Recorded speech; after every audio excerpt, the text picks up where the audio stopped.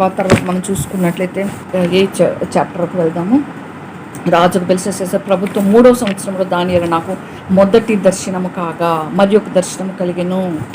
3వ సంవత్సరంలో 7వ అధ్యాయంలో మొదటి సంవత్సరంలో. నిజంగా చాలామంది దర్శనాలు వస్తే నాకు దర్శనం వచ్చింది అంటారు, కానీ రావచ్చు. కానీ దేవుడు పరలోక సంబంధమైన దర్శనాలు ఇచ్చే విషయంలో కొంత రెస్ట్ ఇస్తారు. అది మనకి ఇక్కడ అర్థమవుతుంది. మొదటి సంవత్సరం, ఇక్కడ 3వ సంవత్సరం, మధ్యలో గ్యాప్ వచ్చింది చూడండి. మధ్యలో 1 year గ్యాప్ వచ్చింది. ఆ దర్శనంలో చూస్తున్నాడు. నేను దర్శనం చూస్తున్నా అంటే దానియేలుకి ఇహపరమైన పనులు చూసుకుంటూ, అంటే రాజు పనులు చూస్తూ అటు దేవుని దర్శనాలు పొందుకున్నాడు. మనం కూడా అంతే. భూమి మీద జీవించటానికి మనము అంటే వనరులు కూర్చుకుంటూనే ప్రభు కొరకే మనం సిద్ధపడాలి. అది దానియేలు నుంచి మనం నేర్చుకుంది. పని పాటలన్నీ వదిలేసి ఇగో దేవుడు వస్తున్నాడు, ఉన్నాయన్నీ అమ్మేసుకొని తినేద్దాం, అది కాదు. ప్రభు కొరకే సిద్ధపడాలి. అవి అట్లా ఉండనిద్దాం. అవి ఎప్పుడు అవసరమో అప్పుడు మన దగ్గరికి దేవుడు తెస్తాడు. కానీ ప్రభు కొరకే సిద్ధపడుతూ మనం ఈ కార్యక్రమాలు చేసుకోవాలి. అంటే ప్రభువు లేకుండా మనం ఏది కూడా చేయకుండా ఉండగలిగే స్థాయికి వెళ్ళాలి. ప్రభువుని ముందు పెట్టుకొని చేసుకోవాలి. ఆ విధంగా దానియేలు దర్శనం చూస్తున్నాడు. దానియేలు ఏలాం అనే ప్రదేశానికి, అంటే షూషన్ అనే పట్టణం, ఆ యొక్క షూషన్ కోట అనగానే మనకి ఎవరు గుర్తొస్తారు? అహష్వరోషు గుర్తొస్తారు కదా. ఆ పట్టణంలో ఎస్తేరు గుర్తొస్తుంది కదా. అక్కడ నగర్లో ఉన్నప్పుడు దర్శనం వచ్చింది దానియేలు గారికి. ఊలై నది పక్కన ఉన్నట్టుగా నాకు దర్శనం వచ్చింది. నేను కళ్ళెత్తి చూసినాను. ఒక పొట్టేలు నది పక్కన నిలబడింది. దాని కొమ్ములు ఉన్నాయి, 2 కొమ్ములు. ఆ కొమ్ములు చాలా బలంగా ఉన్నాయి. అది అంటే ఒకటి రెండవ దానికంటే ఎత్తుగా ఉంది. ఎత్తుగల దానికి తర్వాత మొలిసింది అని చెప్తూ, అంటే ఎంత భయంకరంగా దానియేలు గారికి కనపడుతుంది అంటే ఆ దర్శనంలో పెద్దగా కనపడతాయి అవి. అందుకే దానియేలు గారు అంత భయపడ్డాడు. అంటే అర్థం కావట్లేదు దానియేలు గారికి. పొట్టేలు కనిపిస్తుంది ఏంది అంటే, తర్వాత వచ్చే జంతువు కూడా మేకపోతు ఇది కనిపిస్తుంది ఏంటి అని దానియేలుకి అర్థం కాకనప్పుడు గాబ్రియేలు దూత వచ్చి సహాయం చేస్తాడు, దాని భావం చెప్తాడు. అర్థం కాలేదు. యోహాను గారు కూడా అర్థం కాలేదు. మిడతల్లా కనిపిస్తున్నాయి, పెద్దగా కనిపిస్తున్నాయి ఇట్లా. అంటే ఇప్పుడున్న టెక్నాలజీ అంతా ఆ దినాల్లో యోహాను గారికి ఏ టెక్నాలజీ లేని కాలినడక దినాల్లో అవి చూపించేటప్పటికీ అర్థం కావట్లేదు. పరిస్థితులు అర్థం కాక వాళ్ళు మూర్చిల్లి భయపడిపోతున్నారు. అంటే ఆ దినాలు. కాబట్టి ఈ కొమ్ము ఏ జంతువుకి అది పట్టకుండా తప్పించుకోవటానికి ఏ జంతువు కూడా శక్తి లేకపోయింది. దాన్ని జయించటానికి దేనికి శక్తి లేదంట. ఒక పొట్టేలు, 2 కొమ్ములు కలిగిన పొట్టేలు దానికి ఇష్టం వచ్చినట్టు జరిపించుకుంటూ బలం చూపుతా వచ్చిందంట. అయితే ఈ సంగతి గురించి దానియేలు గారు ఆలోచిస్తూ ఉంటే ఇంకొక మేకపోతు పడమటి నుంచి వచ్చింది. కాళ్ళది నేల మీద భూమి మీద మోపకుండా భూమి అంతా పరిగెత్తుతుందంట. అంటే ఈ స్వభావము కలిగిన రాజులు, అంటే ఇటువంటి స్వభావం మనం చూసుకున్నాం కదా. చిరుత, ఎలుగుబంటి, సింహము అని. నెబుకద్నెజర్ సింహంలాగా ఒక ధైర్యంగా ఆయన ఆ విధంగా ఉంటాడు అని. రెక్కలు ఉన్నాయి, రెక్కలు విరిగిపోయినాయి, తర్వాత కనపడలేదు అంటే ఆయన రాజ్యం కొంత సమయం పోయింది అని విరిచేస్తున్నాడు దేవుడు అని. ఈ విధంగా అంటే దానికి సాదృశ్యంగా ఏమంటారు, బా సింహపు గుండెలాగా నీ భలే ధైర్యమయ్యా అంటే సింహమనా నువ్వు సాధు. కొంతమంది అంటారు కదా, గొర్రె ఏ చెప్తే అది నమ్ముతాడు అంటే అమాయకత్వము అని. గొర్రె అంటే మనం అందరం గొర్రెలమని కాదు. గొర్రె వంటి స్వభావం కలిగి ఉండాలి ప్రభు విషయాల్లో. మనం ప్రభు ఏది చెప్తే అది నమ్మాలి. బైబిల్ ఏది చెప్తే అది అంతగా నమ్మాలి. కాపరిని వెంబడిస్తాయి కదా గొర్రెలు. కాపరి ఎటుపోతాడు, కాపరి లోయలో దూకితే గొర్రెలన్నీ లోయలో దూకేస్తాయి. కాపరి వెనక ఒక గొర్రె కానీ లోయలో పడితే మిగతా అన్ని లోయలో పడతాయి. ఈసారి ఎక్కడన్నా గొర్రెలు కాచుకునే వాళ్ళని చూడగలిగితే చూడండి, ఖచ్చితంగా అట్లానే చేస్తాయి. ఎందుకంటే నేను ఒకసారి యూట్యూబ్లో చూస్తున్నాను. ఒక అతను కాపరి సౌండ్ వేరుగా ఉంది, వేరే వాళ్ళు అక్కడికి వెళ్ళి ఉన్నారు. వీళ్ళు సౌండ్ చేస్తే చూడట్లేదు, మేము సౌండ్ చేస్తే చూడట్లేదు, నువ్వు చెయ్యి అంటే ఆయన సౌండ్ చేయగానే పరిగెత్తినాయి అవి. వీళ్ళు సౌండ్ చేస్తే తల కూడా ఎత్తలేదు. కాపరి స్వరం అలా ఉండాలి అని. కాపరి స్వరం మాత్రమే ఉంటాయి గొర్రెలు. మనము కూడా మన ప్రభు అయిన యేసుక్రీస్తు ప్రభు వారి యొక్క స్వరం మాత్రమే ఉండాలి, వినాలి. అది మనకు దేవుడు బైబిల్ ద్వారా ఇవ్వచ్చు, దేవుని బిడ్డల ద్వారా ఇవ్వచ్చు, బోధకుల ద్వారా ఇవ్వచ్చు. ఆ స్వరం వినాలి. అది ప్రభు వారు కోరుకునేది. అంటే ఇటువంటి స్వభావం కలిగిన వారు. ఆ మేకపోతు నలుదిక్కుట్లా అంటే 4 దిక్కులు ఉంటాయి కదా మనకున్నవి, తూర్పు, పడమర, ఉత్తరం, దక్షిణం. అవి అన్ని దిక్కులను నిలబడిందంట. 2 కొమ్ములేమో పొట్టేలుకు సమీపంగా వచ్చేసి భయంకరమైన కోపంతో, బలంతో దాని మీదకి ఢీకొని వచ్చిందంట. అంటే అటువంటి ప్రభుత్వం వస్తుంది. ఈ పొట్టేలు నేనే బలం అనుకుంటే దాన్ని ఢీకొనే ప్రభుత్వం వస్తుంది. చూస్తూ ఉన్నాడు దానియేలు గారు. ఆ మేకపోతు పొట్టేలుని కలుసుకొని మిక్కిలి రౌద్రం, కోపానికి మించింది రౌద్రం, అంటే ఇంకా చంపేయాలి అన్నంత రౌద్రం. ఈ దినాలు అవి జరుగుతున్నాయి కదా, ఒకరికొకరు చంపుకుంటున్నారంటే రౌద్రం అది. ఆ రౌద్రం కలిగి దాని మీదకి వచ్చి పొట్టేళ్ళని గెలిచి దాని 2 కొమ్ముల్ని పగలగొట్టేసినాయి. అంటే ఆ 2 కొమ్ములు 2 రాజ్యాలు వాటిని విరగొట్టేసింది. ఆ పొట్టేళ్ళు దాన్ని ఎదిరింపలేకపోయింది. మేకపోతు దాన్ని నేలను పడదోసి తొక్కుతూ ఉందంట. అంటే ఆ ప్రభుత్వాన్ని తొక్కేస్తుంది. మేకపోతు వెనక వచ్చింది, దాని బలం అణిచి ఆ పొట్టేలు తప్పించుట ఎవరి చేతను కాకపోయేను. అంటే దాని బలాన్ని అణిచిపెట్టి ఆ పొట్టేల్ని తప్పిద్దాం అంటే, ఆ రాజ్యాన్ని, ఆ 2 రాజ్యాల్ని కాపాడదామంటే ఎవరి వల్ల కాలేదంట. ఆ మేకపోతేమో అత్యధికంగా బలం చూపుతూ వచ్చింది. అది పుష్టి దాని పెద్ద కొమ్ము విరిగిందంట. పెద్ద కొమ్ము విరిగింది అంటే ఆ పోరాటంలో దాని కొమ్ము ఒకటి విరిగిపోయింది. దానికి బదులుగా 4 కొమ్ములు ఆకాశ దిక్కుల నుండి 4 పెరిగినాయి. ఆ కొమ్ము దానిలో ఒక చిన్న కొమ్ము వచ్చింది. ఈ చిన్న కొమ్మే మనకు ప్రాధాన్యంగా చెప్పుకునేది. అది చూడటానికి చిన్న కొమ్మే కానీ అదే అంత్యక్రీస్తు. అంటే ఒక స్పెషల్గా వచ్చింది. అన్ని పెద్ద పెద్దకు వచ్చినాయి, అదొక్కటే చిన్నది. అంటే అది ఒక ప్రత్యేకమైనది కాబట్టి అది చూడటానికి చిన్నదే. అందుకే సాతాను తక్కువ అంచనా వేయకూడదు.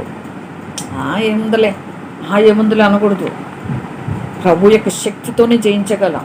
స్వశక్తితో సాతాను ఏం మాత్రం జయించలే. గుండె నిండా ప్రభువుని పెట్టుకొని, నోటి నిండా ఆరాధన పెట్టుకొని మనం ప్రభువుని స్తుతిస్తుంటే వాడు ఓడిపోతాడు. మనం ఒట్టిగా మన సొంత శక్తి ఏం చేయలేం.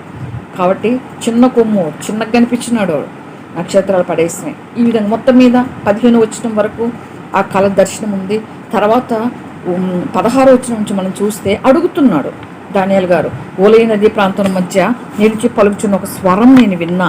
ఒక స్వరం వినపడింది ఆ ప్రాంతంలో. అది గాబ్రియేలు ఈ దర్శన భావమును ఇతనికి తెలియజేయమని చెప్పింది ఆ స్వరం. ఇప్పుడు గాబ్రియేలు దూత దానియేలు దగ్గరకు వచ్చి, దానియేలు నిలబడే చోటు వచ్చి నిలబడితే రాగానే ఆ భయానికి దానియేలు గారు సాష్టాంగపడ్డాడు. నేను మహాభయం మంది సాష్టాంగపడుతున్నాయి. అప్పుడు అంటాడు గాబ్రియేలు దూత, నరపుత్రుడా, ఈ దర్శనము అంత్యకాలమును కూర్చుందని తెలుసుకో. అట్లా మాట్లాడుతూ ఉంటే గాఢ నిద్ర పెట్టేసి అలసిపోయినాడు అప్పటికే దానియేలు గారు. ఎప్పుడు నిద్ర వస్తుంది? అలసిపోతే నిద్ర వస్తుంది కదా. గాఢ నిద్ర ఎప్పుడు కలుగుతుంది? చాలా పని చేసినప్పుడు దిక్కు తెలియకుండా నిద్రపోతాం కదా, ఒకసారి లేపినా లేవరు చాలాసేపు. అట్లా పట్టేసింది. ఆ దర్శనం చూసి అలసిపోయినాడు దానియేలు గారు. సాష్టాంగపడి నేలను అతడు నన్ను పట్టుకొని పైకి నిలబెట్టాడు. శక్తినిచ్చినాడు దేవుని దూత, పైకి నిలబెట్టినాడు. మరియు అతడు ఉగ్రత సమాప్తమైన కాలంలో కలుగుబోనట్టు సంగతులు నీకు తెలియజేస్తున్నా. అది నిర్ణయించిన అంత్యకాలంలో కూర్చుంది అది అని చెప్తా ఉన్నాడు. నీవు చూచిన 2 కొమ్ములు గల పొట్టేలు ఉంది కదా, అది మాదియకు పారసీకుల యొక్క రాజును సూచిస్తుంది. మాదియా పారసీక ప్రభుత్వం ఒక టైంలో అట్లా ఏలినాయి, అంతే బహు బలముగా ఏలినాయి. అయితే అవి 2 బొచ్చుగల మేకపోతుంది కదా, గ్రీకు రాజు అలెగ్జాండర్ అనొచ్చు. అలెగ్జాండరు అస్సలు అంటే 70% ప్రపంచాన్ని జయించాడంట ఆయన ఆ దినాల్లో. కొంతకాలం, ఆయన ఎక్కువ కాలం బతకలేదు తెలుసా. కొంతకాలంలోనే 70% జయించేసినాడు. ఆయన ఒకటే గురి, నేను లోకమంతా జయించేసేయాలి అని. అది గ్రీకు రాజు. దాని 2 కన్నుల మధ్య ఒక పెద్ద కొమ్ము వాటి మొదటి రాజును సూచిస్తూ ఉంది. కాబట్టి అది పెరిగి పిమ్మట దానికి బదులుగా 4 కొమ్ములు పుట్టినాయి. అంటే ఇంకొక 4 రాజులు వస్తారని, ఆ జనాల్లోని పుడతారు. వారు అతనుకున్న బలం వంటి వారు ఉండరు. వాళ్ళ ప్రభుత్వం అంతములో వారి అతిక్రమాలు సంపూర్తి వచ్చినప్పుడు క్రూర ముఖం. అంటే 4 ప్రభుత్వాలు మరి ఏవో చూడాలి. మొన్న అతను పోయినాడు, అది కూడా చెప్పుకున్నాం. చైనాని రష్యాని ఒకటయ్యి మాకు పరిపాలన చేస్తే బాగుంటుందని ఇరాన్ అధ్యక్షుడు వెళ్ళి అడుగుతూ ఉన్నాడు వాళ్ళని. ఇప్పుడున్న ప్రభుత్వాలు నెబుకద్నెజరు చూపించిన ఆ ప్రతిమలో మట్టి, ఇనుము అంటే కొన్ని దేశాలు స్ట్రాంగ్గా ఉంటాయి. ఇనుము అంటే చాలా స్ట్రాంగ్ కదా, ఉక్కు లాంటి మనిషి అంటాం కదా, అది పోలికలు అనమాట. పోలికగా చూపిస్తున్నాడు ప్రభువారు దర్శనాలు. అలా ఇనుము బలమైన కొన్ని రాజ్యాలు ఉంటాయి, బలహీనమైనవి కొన్ని ఉంటాయి. మట్టి మట్టి అట్లా కొట్టగానే పళ్ళు మన పగిలిపోతాయి. కాబట్టి ఇనుము ఏదైతే స్ట్రాంగ్ ఉంటుందో ఆ రాజ్యాలు చివరిగా నిలబడతాయి. అయితే అన్నిటినీ జయించేవాడు వస్తాడు. వాళ్ళ ప్రభుత్వం యొక్క అంతములో, ఇంకా అయిపోయింది అన్న టైంలో, సంఘం ఇక లేదు, సంఘం ఎత్తబడిపోయింది అన్న టైంలో, వారి అతిక్రమాలు, వారు చేసిన దోషాలు, వారు చేసిన పాపాలు సంపూర్తి అవుతున్నప్పుడు క్రూరముఖము గలవాడు, యుక్తి గలవాడు నుండి ఉపాయం తెలుసుకున్న ఒక రాజు పుడతాడు.